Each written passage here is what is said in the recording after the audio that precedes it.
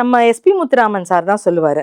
எனக்கு SP Muthuraman sir வந்து எனக்கு கார்டியன் மாதிரி, எனக்கு காட் ஃபாதர் மாதிரி, எங்கள் ஃபேமிலியில் ஒரு மெம்பர், அவர் அப்பா மாதிரின்னு வச்சுக்கோங்களேன்.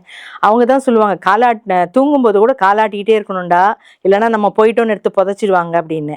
ஸோ அந்த கேப் இருக்கும்போது அவர் என்ன சொன்னார், இந்த கேப் இருக்குது, பட் கேப் ஊட்டினா அவ்வளோதாம்மா மறந்துடும். அப்போ தான் கவுண்டமணியோட ரொம்ப பீக்கில் இருந்த பீரியட் அது.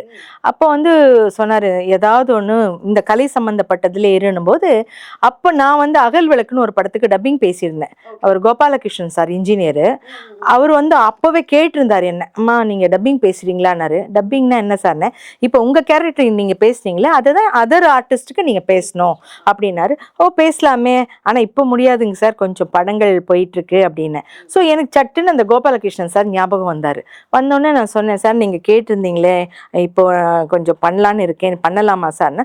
தாராளமாக நீங்கள் எப்போ வந்து சொல்லுவீங்கன்னு தான் வெயிட் பண்ணிட்டு இருந்தோம், தாராளமான்னு சொல்லிட்டு அவர் மறுபடியும் ஸ்டார்ட் பண்ணார்.